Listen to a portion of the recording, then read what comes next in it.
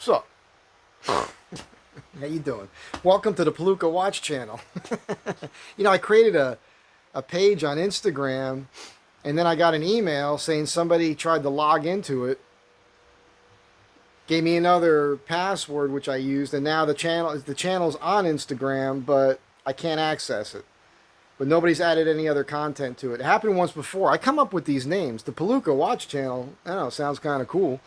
That happened to me with Bikeopolis. I created Bikeopolis, and I had a page here and a page there, and then somebody went and bought www.bikeopolis.com. I was like, dude, sent him a note. He's like, oh, I couldn't believe it was available. I was like, I got years of content under that name. Anyhow, I should do the Palooka thing. Whatever. Palooka is not a like a positive thing if you look it up. If you look up the definition of it. I'm not always clumsy, and I'm not stupid, but it's just a cool word. I knew a lot of Palookas growing up, you know, and I have a little bit of a Palooka in my mindset was always like kind of like an older, like punch drunk kind of boxer, somebody who has a physique, you know, could be like a tough guy kind of Palooka. Maybe comes off to other people as stupid because he doesn't have a great vocabulary and whatnot. But I never thought of them as being truly stupid. But anyhow, Palooka Joe, man. Anyhow, I got this watch here. It's another Seiko. I'll take it off in a minute and show you some details. This is what I've been after the whole time. Not this particular watch, but the details of this watch. It's a very cool little watch here. I bought it used. I got it for a song. So how about we just go ahead and take this off. It's a Seiko 5. You guys know what I like about these things. I'm going to talk about this and this band and what I did to it when I got it, the auction, how the whole thing went, what I paid. I've got a couple other watches on other leather straps I want to talk about real quick. And yeah, so let's just get into that.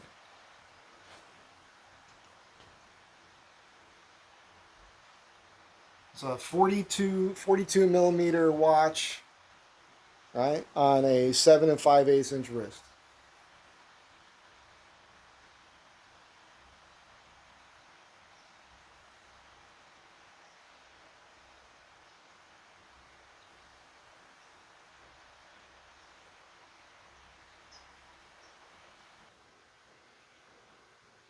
All right, so here it is.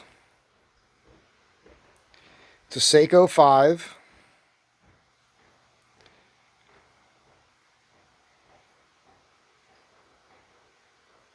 It's got a replacement bezel on it. That's why it's black. That's kind of what I like about it. I love that blue dial. It has a domed crystal, which does have some scratches on it. We'll get into all that.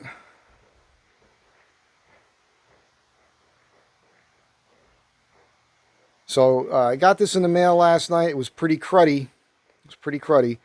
And I went ahead and took the band off, got my fingernail brush out, got some soap on it and water, and just with the soapy wet brush, I sudsed it up really good and brushed everything out of it and ran under cold water, kept brushing it till all the soap was gone.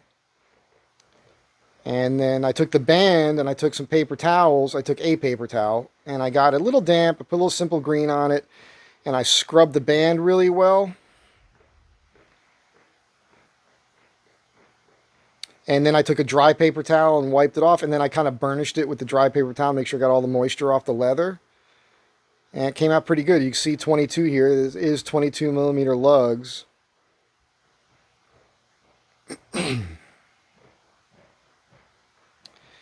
Those of you watching this right now who watch videos are familiar with these Seiko 5s. See the movement working here.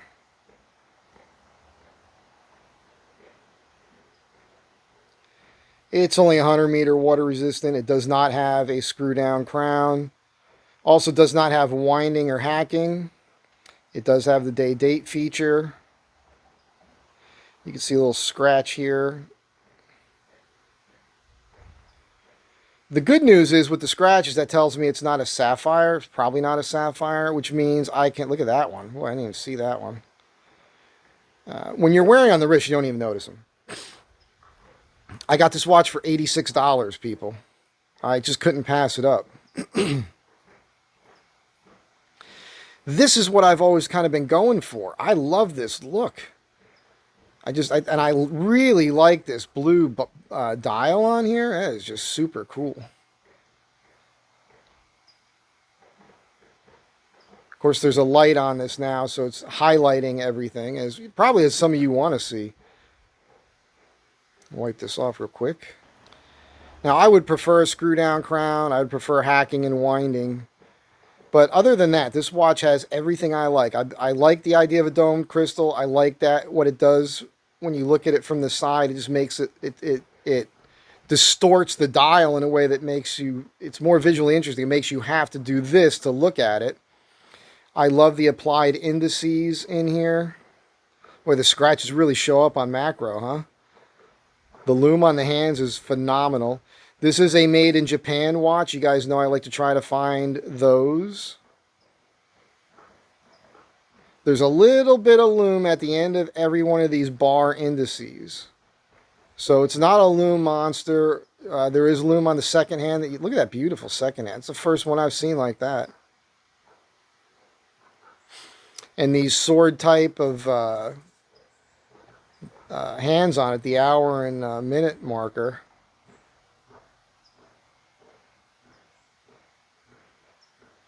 I like the frame around the day-date window. Bezel action's awesome. It actually did get better after I scrubbed the watch clean. Everything seems to line up perfectly. Yeah, that blue sunburst dial is really, really pretty. And it's worn, and you know, I like that. I also like the detail on the edge of this bezel. It's the only one I have like that.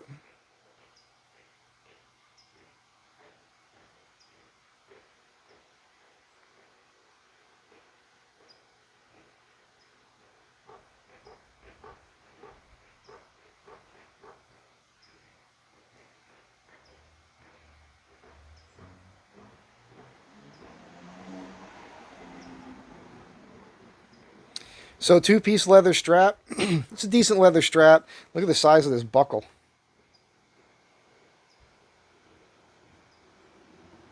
It's huge. Let me put this on here for you.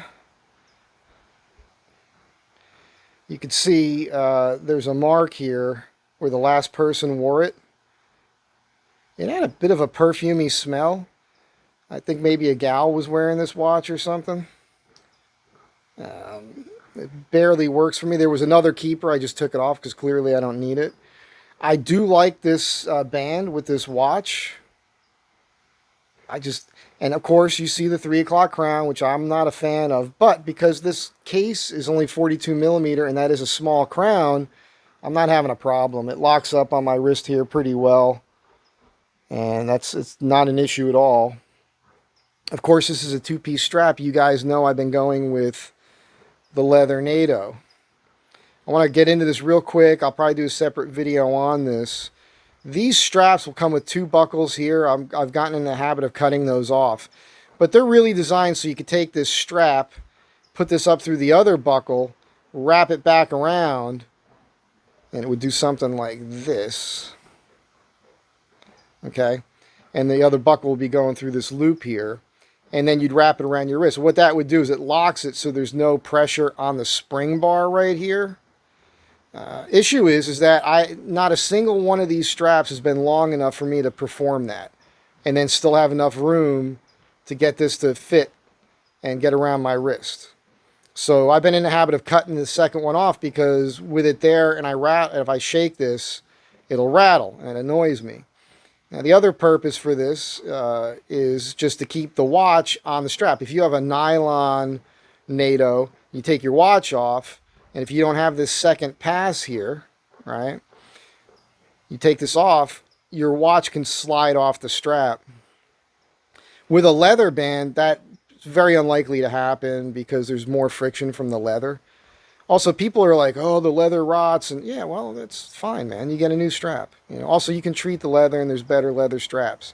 Now, I've been in the habit of cutting off that pass. See that right there? I cut that off on this watch. I just didn't need it. This is a 22 millimeter. This is the size that would go on this watch. This is the Atlas Land Shark here. So it won't fall off if you just let that dangle. Now, people say that the Zulus have like this style buckle and different styles of these, keepers here. I found after doing a ton of research, one of you here sent me a link, and it was funny because it was saying that the difference between a Zulu and a NATO was the buckles.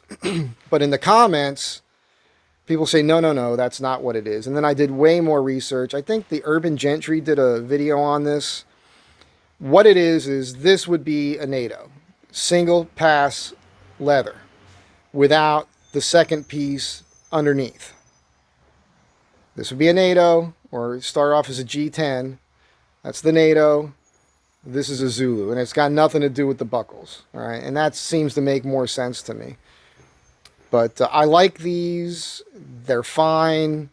I need a source. I got to get some heavy. I want to get heavier dutier, thicker, which would reduce the how much room I have here. But spring bars. Seikos come with some pretty heavy duty spring bars typically. In particular, the Pro Specs models.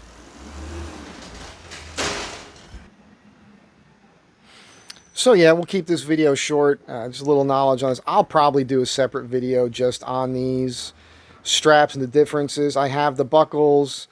Been waiting for my friend to send me some leather scrap, and he hasn't done it yet. And this leather I have isn't really suitable, but I also have a cart full of stuff on Amazon as far as leather stuff. I have a lot of what I need, but I got to get the glue and a burnisher and things like that. So once I decide, pull the trigger on that and get it, I'll make a couple straps real fast and do some videos talking about them. But I really think this is a tough looking, cool watch. I think this is going to be a favorite to wear. It's a good beater. Again, only 86 bucks. I just couldn't believe it. And you guys know I don't mind getting a watch that's got some scratches on it because I'm going to be putting some scratches on it. So this is a carefree wear right there. I don't know what this is called. It's just a Seiko 5 diver. You can see the dial here. It's just 23 jewels. And if you don't know what the jewels are, they're little jewels that are actually inside the movement, and they're just pivot points for the movement. So the more jewels, basically the nicer the movement. Seiko 5 Sports Diver. I don't know the exact model on this and all that other good stuff. I guess it's probably on the dial right there. Let me take this off. We'll get a better look at it.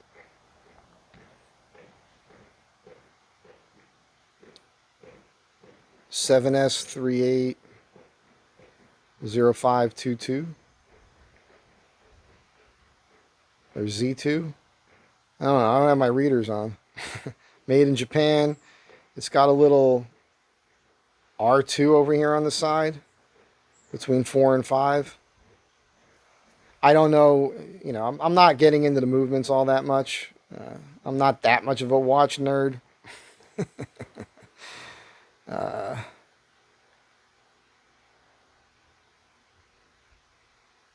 Trying to get this thing to focus, the glass around the perimeter. Here we go. 7S3604 ND or NO. You guys can chime in for me and tell me what you think. It's a Seiko, man. Can't go wrong with a Seiko.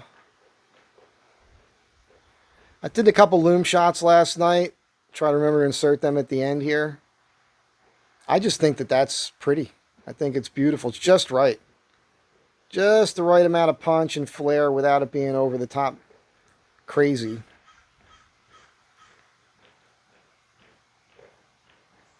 No loom on the bezel insert. Not that you would treat this as a real diver anyhow.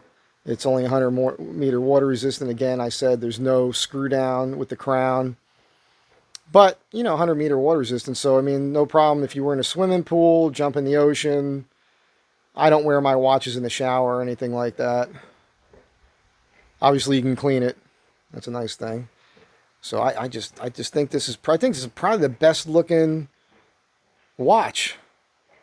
And what I'll do is I'll get the polishing compound, and this will be the one I play with. I'll tape out the bezel in the watch, and I'll get my Dremel out, and I'll try polishing out these scratches. And that'd be fun. It does work. You guys have probably seen those videos before. You know I'm a can-do kind of guy, so that's what I'll do. That's it for now. Have a good day. Be nice to each other. I'll catch you guys in the next one.